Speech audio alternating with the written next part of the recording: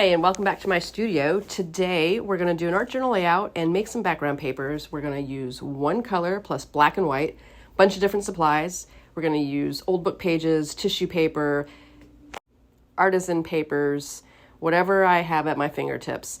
The supplies are in the description below. And this is a test run for my art journal retreat that I'm hosting in May. There's more about that later. What's important today is we're going to see how many different kinds of background papers we can make. We're going to start off with a layer of gesso. I'm using two different kinds. I'm using clear gesso because there's a couple pages that had illustrations on them that I wanted to show through. So this is the clear gesso. It goes on white, it dries clear. I'm using a catalyst tool to spread it out. Obviously it's sped up, but you get the gist of it. So this is still the clear. I liked the illustration, so I wanted to keep them. And now I'm going in with white gesso, and I'm going to do a bunch of pages because I want to have all the paper I need at my fingertips, and I want it to all be ready. So you have to let it dry.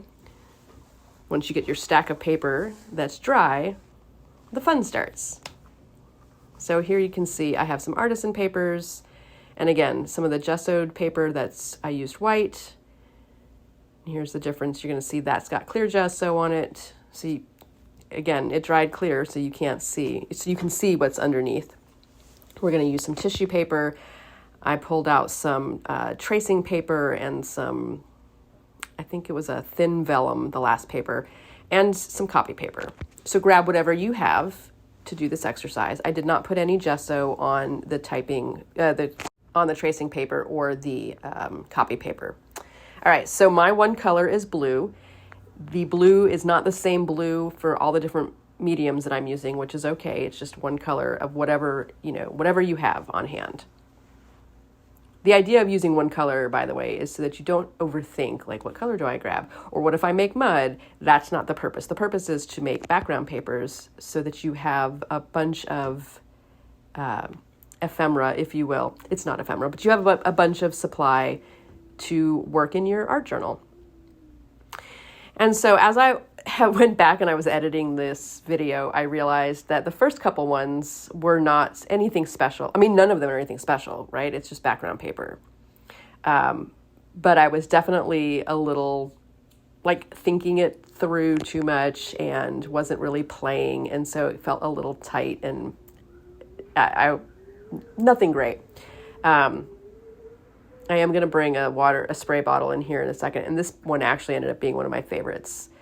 But I worked on it way too long for just a creative warm-up exercise to produce background papers. But you'll see as I go along that I kind of get into a rhythm and it starts becoming fun. And I think you can see the papers are a little more interesting also.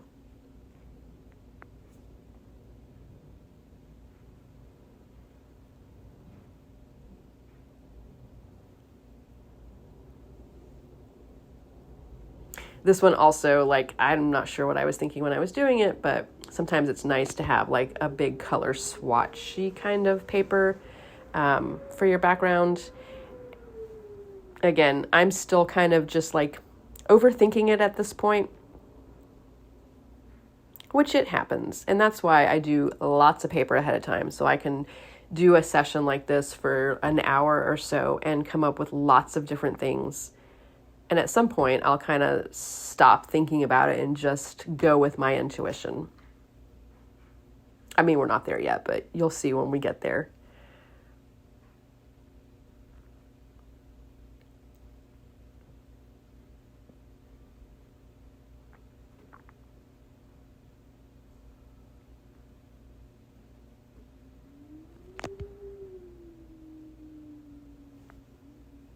So this is a stencil that I cut out of chipboard, and I changed over my medium, so I've got some acrylic ink, and that was just clean water that I put down. I just wanted to kind of get the shape. And on the first go through, this is nothing special. And again, I keep saying that, none of these papers are anything special, but it wasn't very interesting. So I set it aside and let it dry, and you'll see it'll come back again. I mean, it got slightly more interesting.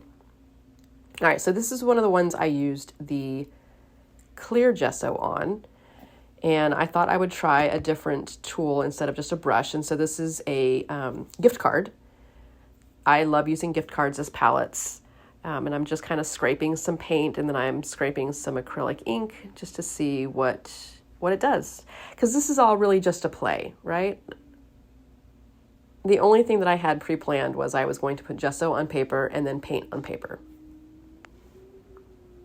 So, you know, it's kind of cool. It's got some coolness to it. So now I've got a Stabillo All pencil that I'm going back around, and now I'm just using clean water and a brush. And I really love how Stabillo Alls react. And now you can see I'm starting to loosen up a little bit and having some more fun. So that's a woody Stabillo that I have here. And I'm going back in with some acrylic paint. And this lid that I'm using as a stamp.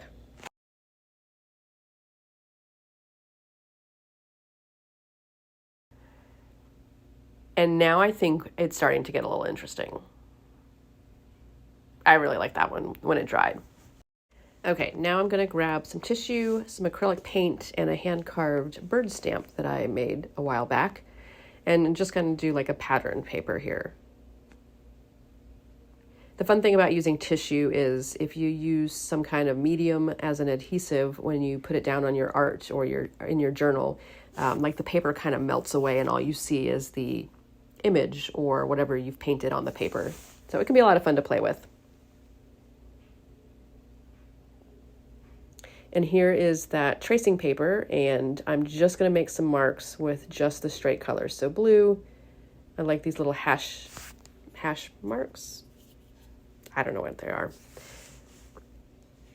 I'm going to come in with some white. And the tracing paper behaves a little bit like the tissue paper when you use it in your journal. It kind of melts away, and you really are left with just whatever the image is. In this case, it would be the marks.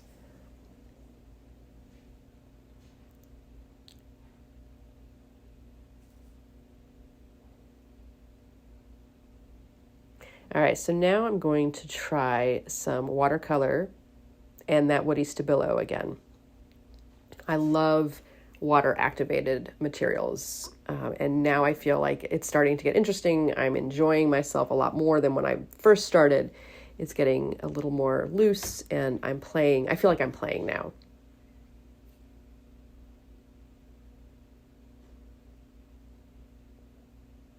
So that was a Neo color that I dipped into the water. And Stabillo All pencil. I love adding scribbles.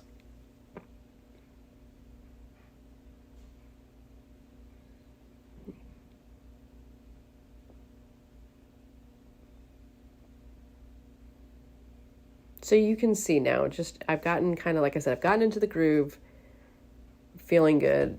I feel like I'm playing, not worried about what I'm making,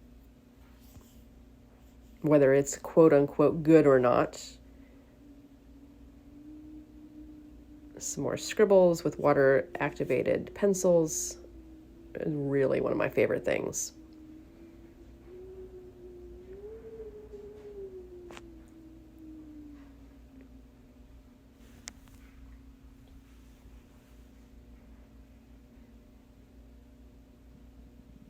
All right, and here we've got a stencil, and I'm gonna paint, and I think I grabbed one of my, either the woody or, the woody, and just added some more, and a little bit of scribble on top of that.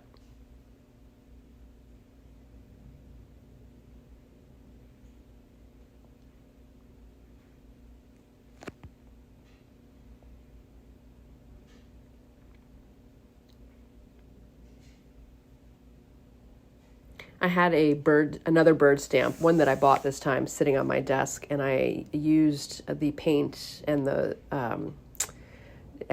as like my ink pad and just covered the rest of the paper with the bird.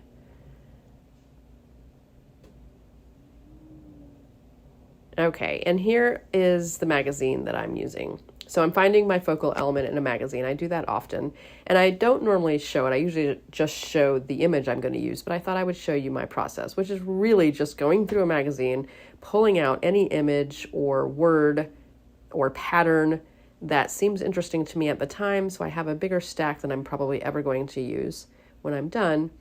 And then I whittle it down, figure out what my focal element's going to be, and use that in the art journal layout. Sometimes I pull the whole page out. Sometimes I look on the back to make sure that there's there's not an image I want to use later, like that one. See that I do that a couple times.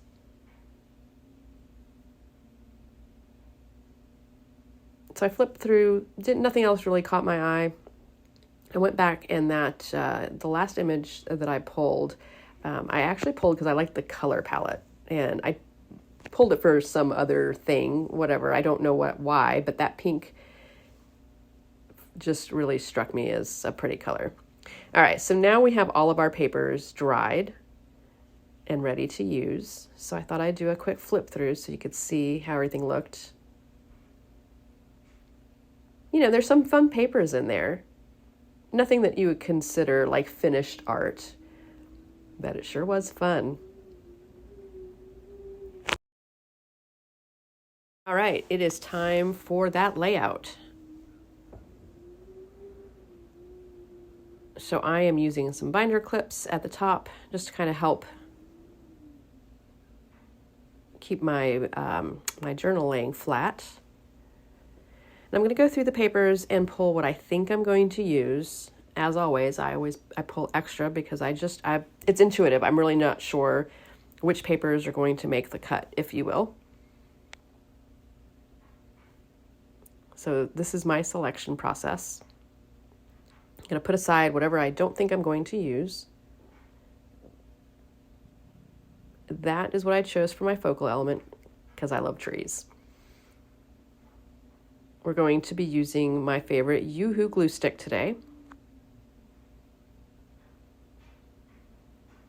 All right, and now I am just tearing up some paper and sort of figuring out where it's going to go as my first layer. Try not to overthink your first layer. Really what you're trying to do is get rid of the white page. A lot of people are afraid of a white canvas, a white page in a journal, watercolor paper, whatever. So putting down the background papers is a way of getting over that. Sometimes it can inform your color palette, but we've already done that because we've used one color plus black and white, so that's not the purpose for us. The purpose for this layout is to get us started. It also provides some fun textures.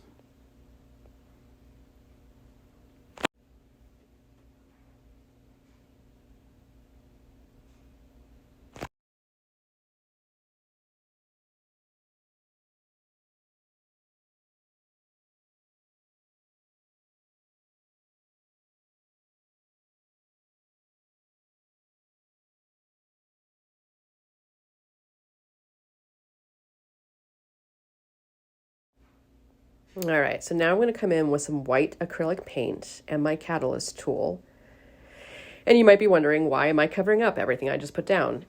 Using the white acrylic paint, it kind of unifies the background. So you can see some of the color through, you can see some of the texture through, but it unifies it. It gives you a more pleasing background, if you will. So I thought I was going to cut the tree out, and then I thought better, I like to tear my paper. I like that rough, raw edge.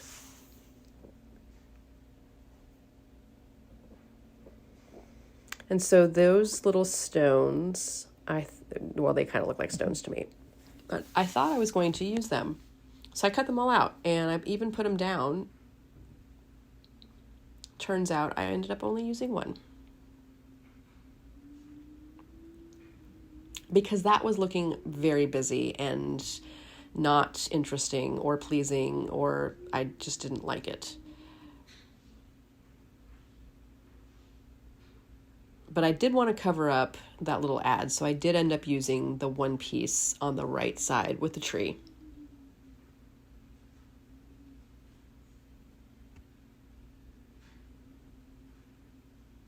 There.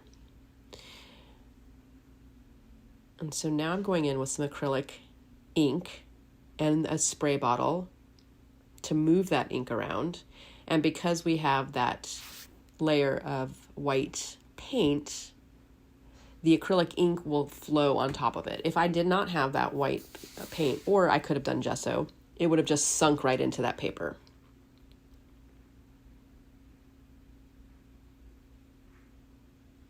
And yes, a little more white paint, because then now it's starting to look like it belongs all together, like it's nothing's sitting on top of each other. So basically what I'm doing is making it not look like there's a bunch of layers. It's more uniform. It looks like it belongs together. And sometimes you got to hit it up with a heat tool. So one of my, I selected a word of the year, which is gratitude, and also a little saying in my mantra, if you will, is everything changes. And so I added that. I wasn't thrilled with the text, but it's okay. And unfortunately, I did not film the when I drew in all those little branches. I don't know why, but here's the finished layout. Let me know what you think in the comments.